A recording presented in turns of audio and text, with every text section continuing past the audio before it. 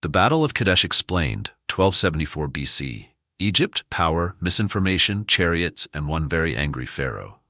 What do you get when you mix divine ambition, royal daddy issues, thousands of war chariots, a suspicious pair of nomads, and the ancient world's most chaotic intelligence failure? Answer: the Battle of Kadesh, the greatest ancient battlefield mix-up that almost turned Egypt's golden boy into a historical footnote. Our story begins not with Ramesses the Great, but with his father, Seti I, a warrior pharaoh hell-bent on reclaiming Egypt's lost glory. He marched north, beat back the Hittites, raised Egypt's banner over Kadesh, and then, like a king dropping the mic, walked away. But what happens when a father's unfinished war becomes his son's divine obsession? What drove young Ramesses II, barely out of his teens, to return to Kadesh with 20,000 men and 2,000 chariots? Was it vengeance? Glory?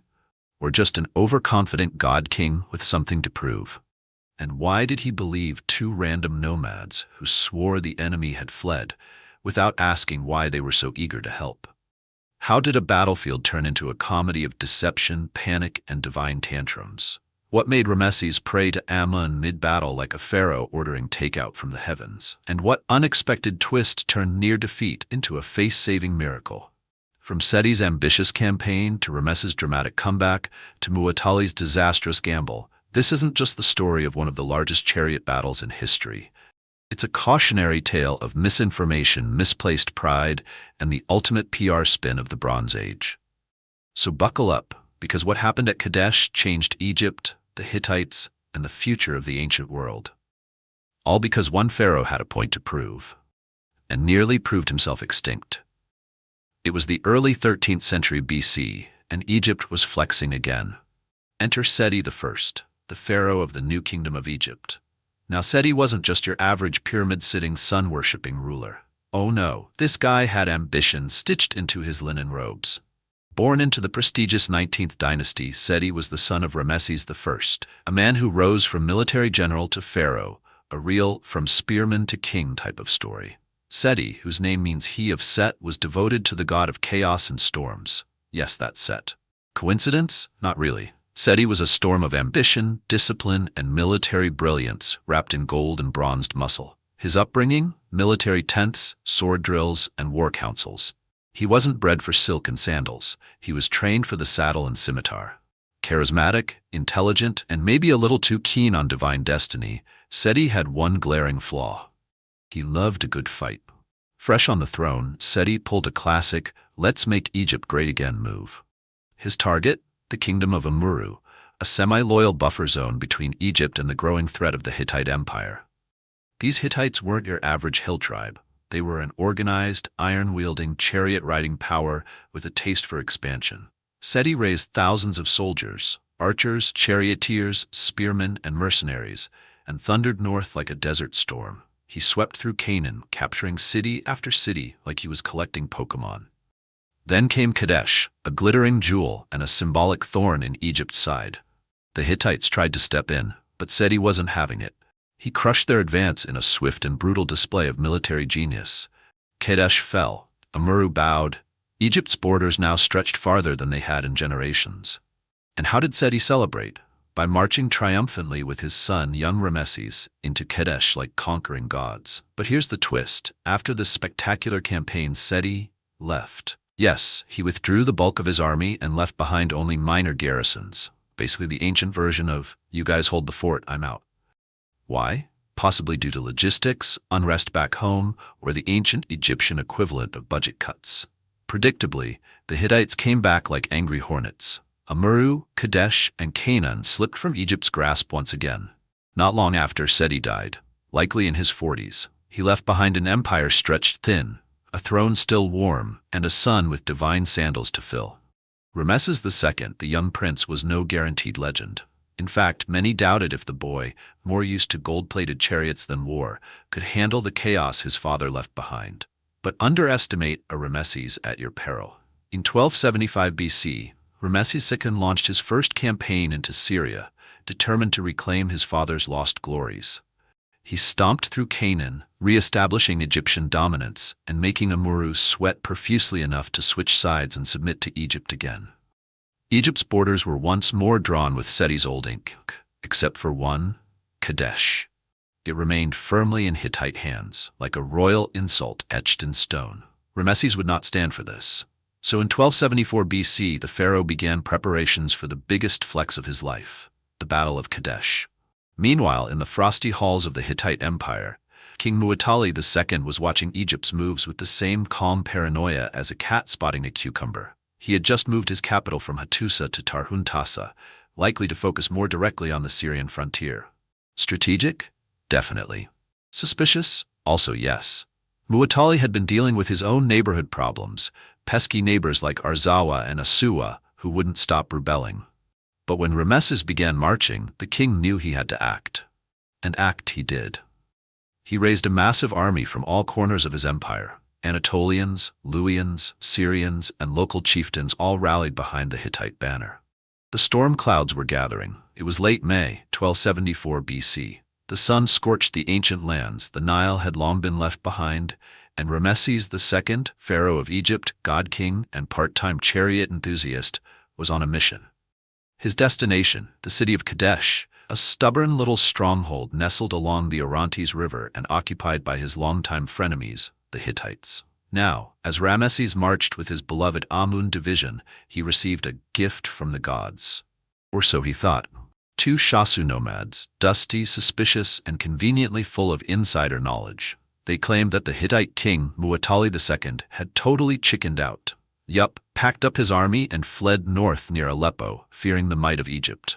Ramesses, bless his bronze-plated heart, believed them. Why not? He was the living embodiment of Ra, after all. Who wouldn't run from a divine warlord in eyeliner? So what did he do? He strutted confidently toward Kadesh, casually set up camp with just one of his 4 divisions, Amun, and waited for the rest of his forces, Ra, Ta, and Seth, to catch up. His plan? Easy. Set up a nice beach chair, sip some date wine, and take the city when the whole squad arrived. What could possibly go wrong? Shortly after Pharaoh finished fluffing his war pillows, Egyptian scouts dragged in 2 Hittite prisoners. These lads were much less generous than the Shasu, maybe because they were tied up, and they let the truth slip. Ramesses' face must have dropped harder than a chariot wheel in a pothole. He'd been bamboozled, hoodwinked, shasued.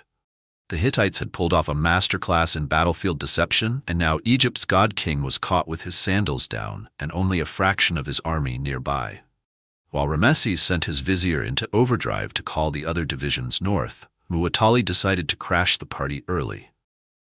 2,000 Hittite chariots, heavy, brutal, and built more like tanks than anything you'd want to ride to a royal gala, crossed the Orontes. Their target? The Ra division, which had the worst timing in Egyptian history and was just arriving from the south. The Hittites hit them like a sandstorm on camelback. The Ra division, caught in the open with no time to form up, was utterly wrecked. In minutes, the entire division was running for their lives. Only a few chariots managed to escape north toward Ramesses' camp. And just like that, Pharaoh found himself cut off from the rest of his army, surrounded by sand, chaos, and the terrifying squeal of Hittite wheels. With the enemy approaching, Ramesses did what any self-respecting semi-divine warlord would do: panic, pray, fight. He called out to Amun, promising temples, sacrifices, and probably a few gold statues if the god could just help him not die today. Then he mounted his chariot, likely with a dramatic hair flip, and charged into battle, rallying the Amun division and remnants of Ra for a counterstrike. The Egyptian light chariots, nimble and quick, swept around the Hittite flanks, raining arrows like a desert storm. The heavy Hittite chariots, which had bulldozed infantry like wheat stalks, now found themselves bogged down in a very inconvenient Egyptian camp, full of tents, wagons, and angry soldiers who'd just woken up from their naps. Realizing they were stuck, the Hittite chariots turned tail and tried to flee. Ramesses, smelling blood and vengeance, pursued them with everything he had. Meanwhile, Muwatalli sat comfortably on a hill, sipping Hittite tea and watching the mess unfold. He had 15,000 infantry doing absolutely nothing because they were too far from the fight. Nice job, logistics department. Still, not all was lost. He had more chariots, thousands of them. And as Ramesses chased the first wave across the river, Muwatalli sent his fresh battalions crashing into the now lightly defended Egyptian camp. It looked like game over. The weary Egyptian infantry was no match for this second wave. The camp was nearly overrun. The Amun division braced for the end. But just then, from the north a dust cloud appeared. A new army? A divine miracle? No, it was the Nearin, reinforcements from Amaru, Egypt's Canaanite allies, arriving just in time like the cavalry in an ancient blockbuster film. The Hittites, completely blindsided, were now fighting a two-front war. Ramesses returned from his victorious chase and slammed into them from the south, while the Ptah division, finally getting to the battlefield, came roaring in from the rear. Surrounded and staggered, the Hittites had no choice.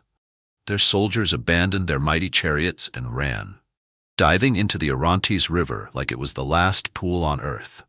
Many drowned, many were cut down, and just like that, the Battle of Kadesh ended in, well, a draw.